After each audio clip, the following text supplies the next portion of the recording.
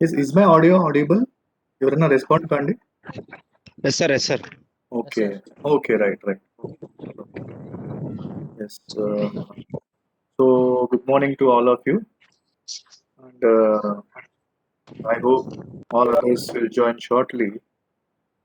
Uh, so before beginning today's class, I want to make some announcements. That last time I had asked about email IDs. Okay, so that Gmail IDs most of you have sent me. So once again, I repeat that you just check that it is working or not, because we will be in future we'll be going for Gmeet platform, Google Meet platform, where we'll be conducting the online class. So you must be having a working Gmail ID. So you just check once that it is working or not, and in the meantime, whoever have sent me, I'll be just adding and making that group. So still I am in the process. So most probably from our next class we will be shifting to Google Meet. So I'll give you instructions that how you have to join and what is the process. So in the meantime, what I suggest is you just check your email IDs. It is whether it is working or not, because the meeting information and will be sent to you your email IDs, Gmail IDs, and even if you have to log in, also you must be having that Gmail ID. And second thing is that you all of you just download the uh, Gmeet, Google Meet app in your mobile phone. Okay.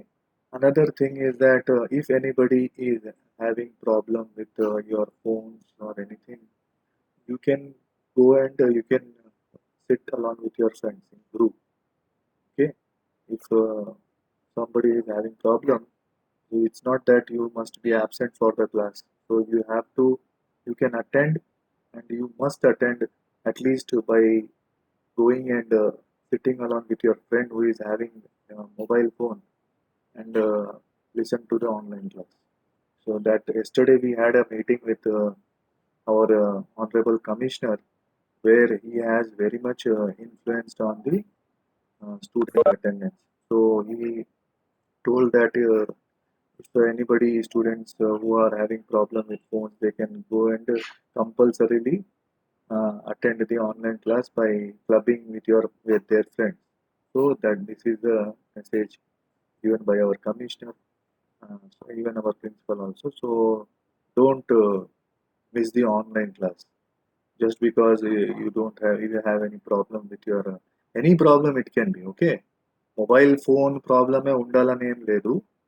Even though if any network problem is there, or you don't have data and any sort of thing, అలాంటప్పుడు మీరు ఏం చేస్తారంటే sit along with your friend who is nearby you, go and sit with him. Okay, and attend the online classes as per your timetable.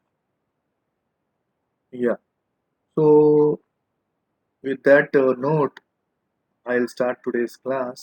Once again, good morning to all of you who have joined. I am happy with your class attendance, and most of you are attending regularly. I am happy with that. So you all of you continue with the same enthusiasm. Okay, attend all the online classes. It is for your benefit only. Okay, if you miss the class, then you miss the topic. So instead of that, if you attend the class and listen to the online class topic, at least you will be gaining some knowledge regarding that topic and regarding that subject. So uh, with this note, I will start today's class. Let me share my slide first. Yeah.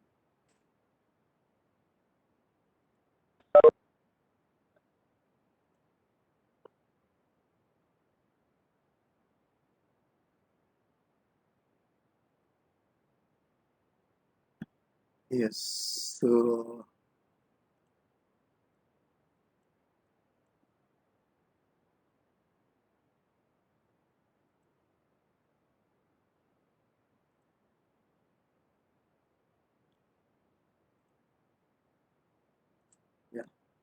So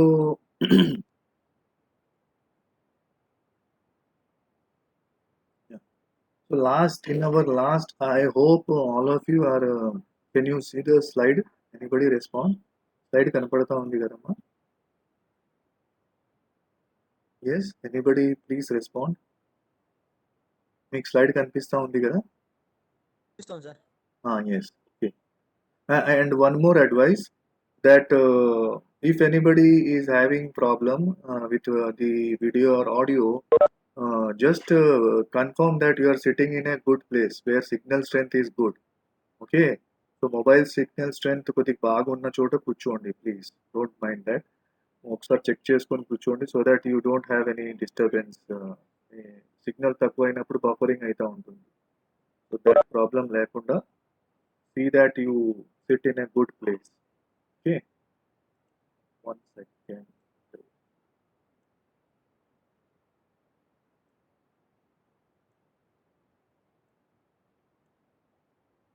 One second.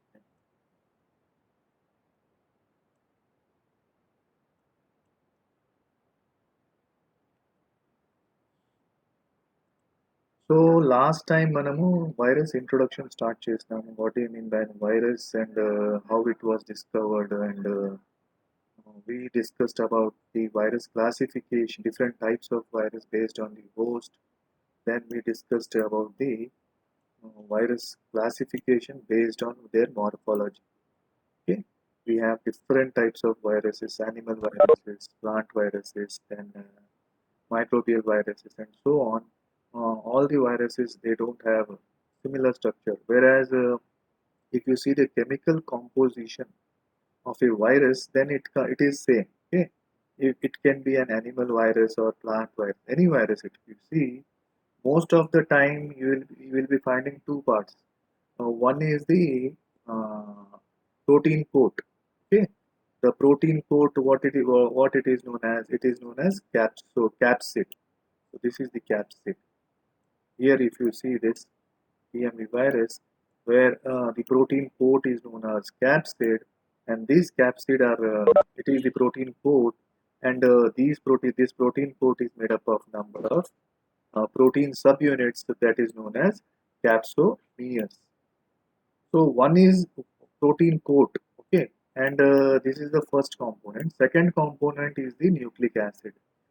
When it is a plant virus, then most of the time the nucleic acid will be RNA, and if it is a microbial or animal virus, then most of the time it will be DNA. So the second important thing is that the composition is nucleic acid. It can be either a DNA or an RNA. So this is basic composition of any virus. You can take any virus. There is a protein coat and there is a DNA or RNA present inside it. Now coming down to some different type of viruses, like the viroids. Okay, what do you mean by viroids? Actually, this viroids term in the year 1971, Theo Diner discovered a new infectious agent that was smaller than viruses. So, as we discussed earlier, that characteristics that viruses, as it is a very minute particle where it is smaller than a bacteria, and still smaller than this virus, there are some particles which are termed as viroids. So, in the year 1971, scientist Theo Diner, he discovered some infectious agent. Okay, he also discovered some infectious agent which was very much smaller than viruses. That caused what? That was causing potato spindle tuber disease. That disease, spindle tuber disease, was caused in the plant potato. So where he could see the this particle. So it was found to be free RNA, and it lacked the protein coat. So that is how this virus was found. Hence he named that this thing as viroid. Okay, the RNA of viroid has a very low molecular weight. Yeah. So there was no protein code present, but only since it is a plant virus, so the nucleic acid that was present was RNA and only RNA, naked RNA. So that was causing the disease. So he named this particle as viroid. Now that's what I said. In 1971, potato spindle tuber disease was discovered. And if you see, it has a very low molecular weight where the nucleotides that it contained was around just 122, 475 nucleotides only was present in that RNA. Okay? And you can find this viroids causing disease even in coconut kadang kadang viroids, like potato spindle tuber viroid, okay? And so on. Even in humans, this hepatitis D. So, you know, hepatitis C, D, and there are different types of hepatitis. This disease, especially hepatitis D in humans, is caused by a viroid. So this is the picture where it shows that how these viroids enter the plant and the cell, okay, host cell, then straight away it attacks the nucleus of the host cell, and where it will be producing linear strands, multiple copies by replication process, and after it gets released, totally damaging the host nucleus uh, mechanism. Uh, this viroid, it multiplies, becomes circular, and that is how it is again released back. So this is the life cycle, and if you see, this is the smallest known pathogen plant, that is the viroids. So these are the smallest pathogens that create disease in different types of plants like coconut, potato, and so on, where we will be having only protein. This protein coat is not there. Okay, so this is the normal virus. Okay, this thing is a normal virus where protein coat capsid is there, and inside that nucleic acid will be present. But whereas if you see a viroid, then this viroid, it has only naked DNA, naked RNA, where you don't find any protein coat. So it is a naked virus. Then the symptoms, if you see, the viroids works as RNA silencing. Okay? If you see the symptoms in plants, mostly stunted growth is seen. Then deformation of leaves and flowers is seen, and symptoms like chlorosis, stem necrosis, and ultimately the death of the plant. So these are the few symptoms that are caused by viruses, where stunted growth means the plant growth will be very short to us, and even the plant parts like the leaves and flowers, they get deformed like the normal structure you won't see. Okay, it is very shrunken and folded sort of thing. If you see the leaves and flowers, they are damaged. And symptoms like chlorosis, that is the yellowing of leaves, stems, and stem necrosis, where the stems completely decoloration takes place. Totally, it becomes desiccated and dry, and whole plant is affected slowly, and that is how ultimately death occurs. So this is the symptoms, and if you see the transmission mode, the viroids enter the pollen and ovule, from where they are transmitted to the seed. When the seed germinates, the new plant becomes infected. Okay, so the viroids can also be transmitted among plants by contaminated farm machinery and insects. So if you see the mode of transmission, then normal mode is that if through air, when these viroids are spread, it lands on some plant, that is the flower region stigma, where it enters the uh, pollen and the ovule. Okay, so when it this yeah. So when this pollen and ovule, so where are these pollens present? They are present in the androecium, that is the pollen sac. And where is this ovule present? This is present in the gynoecium. So when this lands in the pollen grains, that they become the vectors, and they carry them. They settle in the while during the pollination process, they land on the style stigma region. From style, it enters the ovule vanishing part where the uh, fertilization takes place and ultimately fruit is formed, and then ultimately it is transmitted to the seed of that fruit. Then when that seed germination takes place, seed dispersal, and after that when a seed germination is taking place, and obviously when the seed is infected, definitely an infected plant will be produced, and that is how plant that has generated it is infected ready-made. So that is one mode, and another mode is that while the whatever farm machinery that is used, like the tractors and all that sort implements that are used during farming, so using these contaminated farm machinery, obviously these viruses are transmitted to the soil, and from where it is transmitted to the plants, and even in some insects also, they they act as the mode of vectors carriers, where these viruses they stick to the insect body, and when this insect it moves on from one plant to another, so straight away it infects all those plants where it has landed. That is, so these are the mode of transmission of these viruses. Now, the first that is disease, that is potato spindle tuber disease. So if you look at here, this is how it looks. Where the normal potato is like this oval shape, whereas in this affected potato plant tuber is looks like spindle shape. Okay, so like a spindle on spindle. So viruses are the smallest known infectious agent.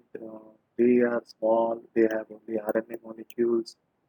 Until 1970, viruses were considered as the smallest infectious agents. However, discovery of viroids has proved the infectious entities smaller than virus exist in nature. So you can say that even smaller than viruses are these viroids. So you can expect sometimes they ask in some competitive exams whether which is the smallest one. Either it is bacteria, virus, viroids, or prions. So you must remember that viroids are the smallest. Then another that is the diner. They first discovered this potato spindle tuber, where most of the virus caused plant disease, and potato is the spindle tuber. Then if you look as on today, 33 viroids are there are 33 varieties of viroids that are made. Human disease is the hepatitis C, and the viroid is enclosed in hepatitis B virus capsid also. And the hepatitis D to occur, there must be simultaneous infections of cell with both hepatitis B virus and the hepatitis B. So here in this picture, you can see some potato spindle affected. Then characteristics of viroids, if you see, viroids are obligate intracellular parasites. Okay? So they are within a host. So they are smaller than viruses. Viroids are single-stranded covalently closed circular RNA. Okay?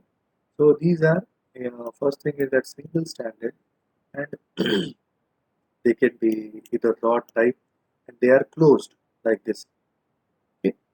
So they are affected. Viroids they look like this, all foldings, but they are closed molecules, circular RNA molecules. So maybe the less number of nucleotides are present in the range of somewhere around 246 to 400 nucleotides long it is a viroid. Then if you see the viroid's RNA does not code any protein.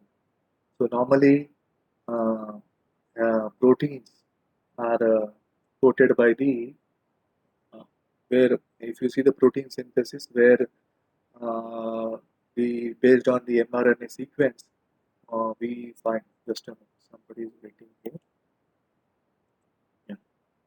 So based on the what is that proteins in the mRNA sequence, there are mRNA that is that codes for the particular amino acids, and where a complete amino acids polychain is formed. That is how protein is coded. But whereas this viroid RNA, it does not code any protein. Okay? So they don't have any capsid. Okay. So this is rod shaped in this diagram right side. If you see, this is rod shaped viroid structure, whereas this is below you see this is the branched viroid structure. So it can be like this also. So many branches are there, whereas but it is a closed structure. Nowhere any openings are there, even in here. So these are few characteristics of viroids. If you see the structure, then the viroids are single-stranded circular RNA molecules where most of the nucleotides in the RNA are based on paired. Okay, they are like this here and there. So it is circular, having bonding uh, complementary to the opposite sequence. Then based on the double-stranded RNA molecules. So the first stranded RNA, sorry, the single-stranded RNA circle has extensive intra-strand base pairing. Here it is shown. Okay, this is called intra-strand base pairing, where like this the pairing occurs between the two opposite strands of the same RNA, where the pairing and unpaired loops are intervals. Here these are the unpaired loops. So these bubble sort of thing, these are unpaired regions or unpaired loops, you can say. It is in a loop structure, that is what. So except those region where the other regions where pairing is seen, these are opposite to each other. Okay, this base pairing is seen. Then this structure protects the viroid from the action of ribonuclease enzyme. Okay. Now, so that is all about viroids. Now coming down to another structure in virus, that is the prions. So what do you mean by prions?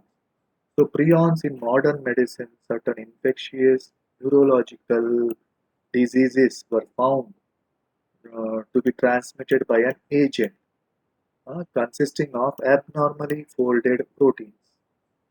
So here you can just say that there are some abnormally folded proteins that okay here when the protein is very abnormally folded. Okay. As you know, protein is nothing but folded structure of amino acid chain. So when the folding is very abnormal, and that is causing as a that is as agent which causes very infectious neurological disease in the host. Okay, so the agent was similar to the size of viruses. These agents were called prions. Okay, these abnormally folded protein structures, which were transmitting and causing neurological diseases, these are known as prions. The most notable disease caused by prions are the bovine spongiform encephalopathy. Okay? So BSE in short, it is commonly known as mad cow disease in cattle, and in its analogous variant in human beings, it is CJD disease. That is this CR Jacob disease. CJD disease in humans. So there are two hosts. One is the cattle, and another one is human, where these abnormally folded protein structures, that is known as prions, they cause two infectious disease, neurological disease. One is the BSC disease, that is encephalopathy means brain. Okay? So spongiform means the brain it looks like a sponge. Okay, next thing we'll see where once this is infected by prions, it becomes like a sponge with lot of air spaces. So brain is totally damaged, brain tissue. So this is known as BSC, which is a disease which is seen in the known as the mad cow disease in cattle, whereas even in humans also it is affecting. That human disease is known as the CJD. CJD disease. It is known as the CR Jacob. So prions can say that these are abnormally folded proteins. So they are causing the mad cow, that is bovine spongiform encephalopathy, cattle, whereas can see in this picture, this is a normal protein structure. Okay, and when this protein is when this structure is becomes like this misfolded protein structure, when the 3D structure of the protein is disturbed, so this is how it becomes abnormal. It causes the disease. So this is little bit of prions, where prions you can say these are infectious misfolded proteins. Okay? They cause neuro degenerative disease in mammals. So prions are nothing but proteinaceous infectious particles. So the only difference between the prions and viroids is that viroid is having only nucleic acid, okay, where the protein coat is not present. Whereas, so this is only with nucleic acid, it is known as viroids. Whereas without nucleic acid, only protein is there, protein coat is there. And these particles are known as prions. Okay, okay. So here in the left side, if you see, this is the spongiform encephalopathy disease. It's caused here in the cattle. Even it is the examples are scrappy disease in sheep. Okay, mad cow disease in cow. Now, what is this scrappy disease means? Sometimes you must have seen this sheep. Okay, they will be continuously rubbing to the rocks, whatever wall and rock, and so that. So they will be having some itching sensation. Okay, so just that to they scrap, they try to rub their body to the whatever surface, rock or wall or anything hard. So when these sheep are infected with this type of prions, that scrappy disease is seen, and mad cow disease is seen in cow. And in humans, we find the CJD disease, the FI disease, the Kuru disease, and so on.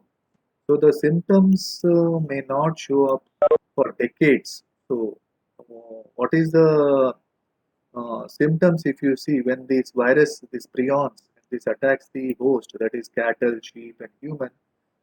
It does not show the symptoms immediately. Okay, the symptoms to appear it takes almost years. It takes at least I think nearly to about 6 to 7 years to develop. It takes a long period. So once it is developed, the death occurs in a year. So when the symptoms appearing after a long time of such a long duration, once the symptoms if you see, then you can definitely expect the death of that particular host in just 1 year's time. So you'll be having just 1 year time, below 1 year time, you will be dead, you will be dying. Okay? So it is very, very difficult to tackle this disease. So, so what are the symptoms? Difficulty in walking. Then you will be very, very confusing. Lack of coordination. Then very poor memory, behavioral changes, dementia, etc. So these are the few symptoms where you can see in the host where they will not be able to walk properly. They are mentally very much what is very much confused. They will be always there is lack of coordination in the body parts. Then they will be having very very less poor that is poor memory like Alzheimer's disease. Then even in the behavior there are abnormal changes you can see. Then dementia, lack of sleep will be there, and so on. So these are very so many symptoms that if you are these all symptoms will appear after a long time. When the virus is attacked, it does not appear immediately. Okay, it takes a long time to develop. So to it completely destroys the brain and the nervous system of that particular host. And when the symptoms appear, then very short time of less than 1 year is left with the host, and it spreads very very fast at that stage. So transmission, if you see of this prions, so there are little difference between prion and proteins of different species. So they can transmit from one organism to other.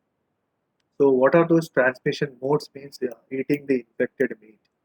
So if the infected meat is consumed, then this thing is spread. Then another it is that by blood donation.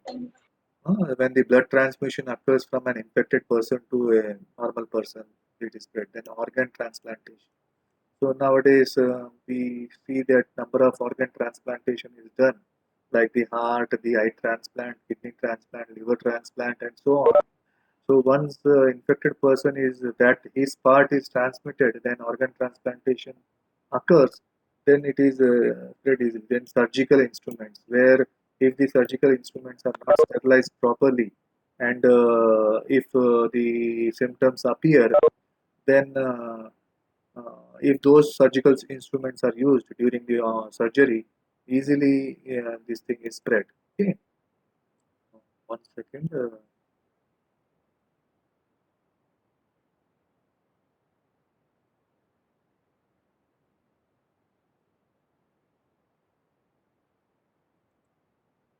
So coming down to the treatment part, if you see, no treatment but some medication and slow down the process, the disease building process. Okay. So if you see regarding the medication, so even though you can see the symptoms and you want to treat it, and the very less medication is available, and you just can't cure the patient completely. Okay, most. So definitely you can just prolong the duration, but you cannot cure the patient completely. Okay? So what is the remedy then? Prevention. So family history, genetics should be considered. So if at all anybody in the family history, uh, we just try to find out, okay, before marrying. So when an unknown family, if you go for an alliance and marry, that is why people say that you must know the family history. అది అంటారు కదా 7 తరాల అటు 7 తరాలు ఇటు అని తెలుసుకోవాలని. So అలాంటప్పుడు ఎవరికైనా ఫ్యామిలీలో మెంటల్ కానీ పిచ్చి కానీ మెంటలీ అన్స్టేబుల్ కానీ ఇట్లాంటివి హిస్టరీస్ ఉన్నప్పుడు so you must better to avoid that sort of family because definitely genetically it must be have transformed from one generation to another generation. Who knows? In the next generation it may appear. So that is why this family history is very important. Okay, and regarding the prion disease are very rare, but still prevention is the only remedy you can see. Okay, that is this thing. And if you see how prion replicates and reproduces, actually prion is a normal protein coat present in commonly the cell membrane of neuron cells, okay, nerve cells. So these prions, so they are present not inside the cell, but they are present on the cell membrane of the neuron cells, nerve cells, and it has the ability to move to make bond with normal prion proteins and convert them into misfolded proteins, okay, which are resistant to proteases enzymes. So here if you see the structure, so normally the protein structure is like this. It is just it has normal folding, and whereas the scrappy disease prions that are in sheets, it has like this. So this is alpha helical structure normal protein, and this is scrappy disease in the sheet, that is prions that are present. It has a beta treated structure. Okay? So like this it is. And this is alpha structure, alpha helical structure. So here if you see when this scrappy disease attacks the normal proteins, it slowly replicates, it changes the scrappy normal protein into like this, totally affected. So from aggregates of this thing cause infection and destroy the neuron cells. So apoptosis occurs, where all the cells will be infected. So that is how they replicate. Now this in this picture you can see. So once this is an affected bovine spongy encephalopathy brain, where normal sponge you can see like this, all with air sacs. But here even in this brain tissue, if you see all these white spots that are present, that is the infected part where it has created damage in the brain tissue. Okay? So prions for the first time it was identified the year 1982, American scientist Stanley B. Brusner, he isolated and purified the infectious agent. He coined the term prion, okay, by combining the first two letters, that is the proteinaceous and infectious. So in proteinaceous, he took pro, infectious, he took I. So like that, he formed the word prion to make an analogy of that. In 1997, Brusner was awarded Nobel Prize in Medicine and Physiology for this discovery. So the prion diseases are often called transmissible spongy encephalopathies. So TSEs, we call it in short, transmissible spongiform encephalopathies because of the appearance of holes in the brain tissue. So here we saw there are so many holes. Okay, all these white color patches like these patches are there. So all whole damage, whole brain will be damaged when the symptom appears. So the destruction of brain tissue giving spongy appearance. So that is why it is a spongy appearance. Then coming down to the characteristics of prions, chemically, prions are glycoproteins. Then prions do not contain DNA, RNA, or capsid. It is only prion protein structure, and prions are responsible for neurodegenerative disease in which large vacuoles are produced in the disease. So here you can see again in mad cow disease, brain tissue disease, where you can see the white patches here. Okay, so this is a normal healthy brain. Okay, healthy cow brain disease tissue. Sorry, not disease. It is a healthy brain tissue. When compared to this, if you see this one, the affected tissue, the TSC affected tissue, it looks like this. So it has a huge holes in the brain tissue. Okay, so this much. So this is live picture. Okay, taken of a live brain tissue of a cow. Then prions have not been visualized. Okay, and the prions are resistant to nucleases and UV radiation. Then they are sensitive to chemicals that denature proteins. They are also sensitive to heat. Then they cause slow infections. Okay, the incubation period ranges from 1 to several years. So it is that is why it is very difficult to guess a person that he is suffering from this disease. So you cannot find the symptoms in just a short span. Okay? It takes from nearly minimum 1 to several years. It takes to the symptoms to appear, like the coordination or lack of coordination, body parts, then memory loss, uh, and so on. The prion disease are transmitted directly from one person to another, indirectly by fomites and by ingestion of contaminated meat. Okay, if you take contaminated meat, who are non-veg lovers, who if they consume a contaminated meat, then mostly there are people who consume beef. Okay, so there is a chance, not only beef, even sheep and all that. If you consume the contaminated meat, then there is so much chances that you will be affected by these TACDs. So the common symptoms of TSC are what the loss of muscle coordination, which leads to difficulty in walking, then dementia, which is characterized by loss of memory, diminished intellect, poor judgment, very confused they will be, then progressive insomnia, that is inability to sleep, then progressive paralysis, and ultimately death. So over a period of time, if you see what happens here in the patient is all those symptoms will be appearing, and ultimately at the end he will be going into coma, and ultimately he will be dying. Where complete paralysis occurs, whole body, and he is bedridden, and he later goes to coma state, and lastly he will be died. So it's so much dangerous this disease that is caused by prion. So one of the most common disease known to be caused by prions is the scrappy disease of sheep and goat. So that's what I earlier I said. That is the sheep and goat, the cattle that are there, the scrappy disease, what it is it causes the animal to scrap or scratch itself against obstacles such as rock or trees due to itching sensation. So that's what I said. Then earlier. The next prions consists of only hydrophobic protein of 33 to 35 kilodalton.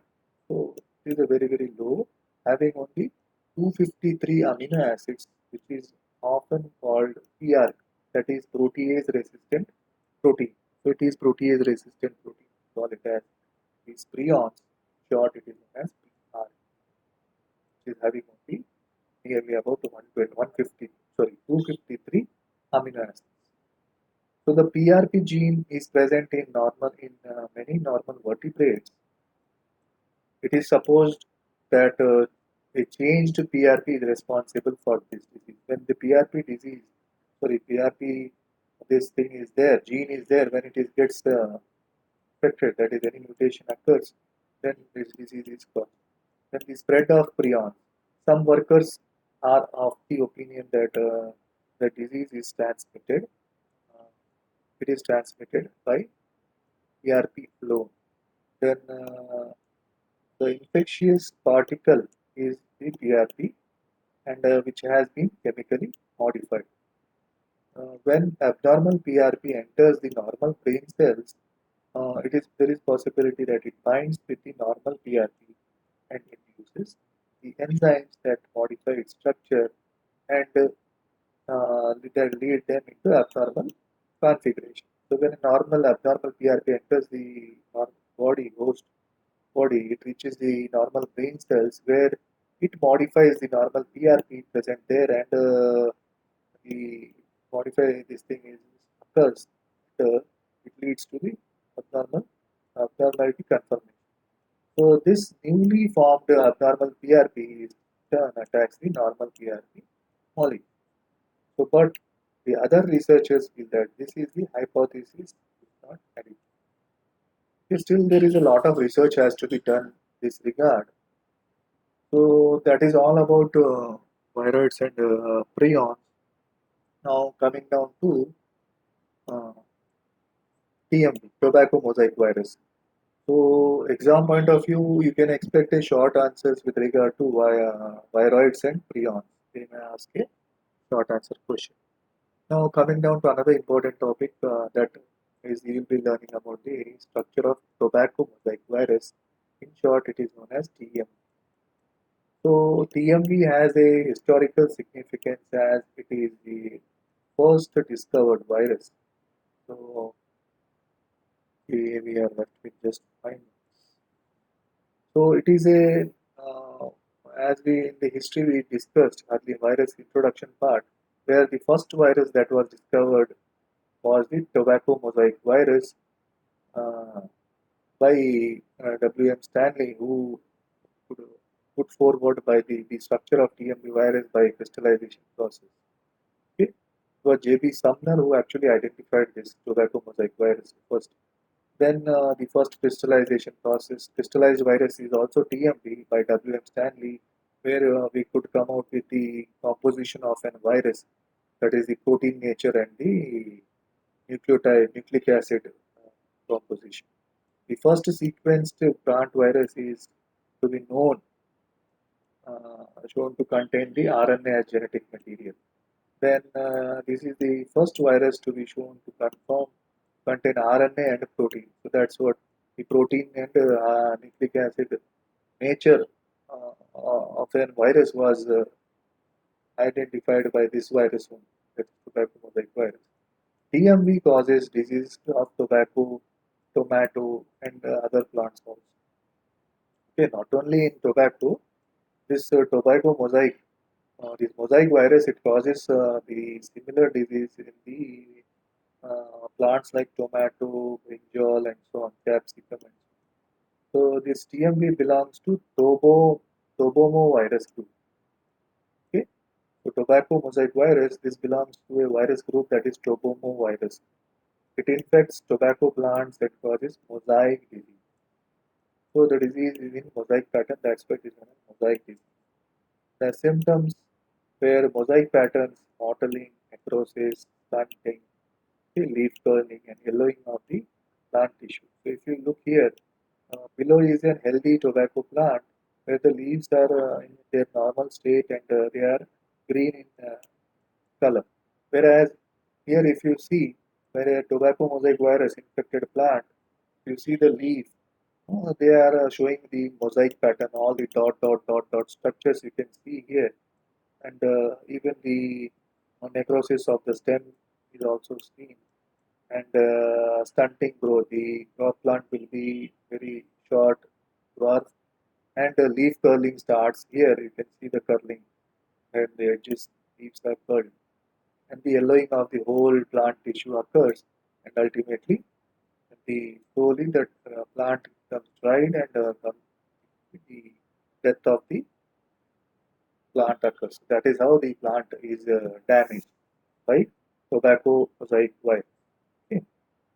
So with this, I'll stop here. Uh, with regard to the detailed structure, we'll go in our next class, even the structure of bacteriophage and the replication process in a virus. That is through lytic cycle and lysogenic cycle. That we'll discuss in our next class. So for this, for today, I stop here, and all of you, please just on your videos so that I can take a screenshot. And if anybody wants to ask anything with regard to today's topic, you can ask. In the meantime, all of you just on your videos, Bhuvana, Rajshekhar, Karishma, Suresh, Revati, Nilufar, Shashavali, Soumya, Subhash, Tareen, Sai Shri, and Anjali. All of you just please on your videos. We are left with just around just 1 minute, I think. All of you quickly on your videos, please.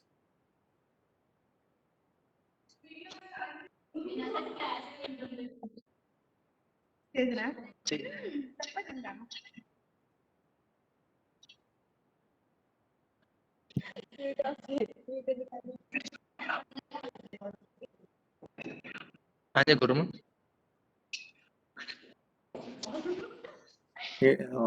Yes, what about others? All of you just please quickly switch on your videos so that I can take a screenshot. మీరు actually ఉన్నారా లేరా క్లాస్లో?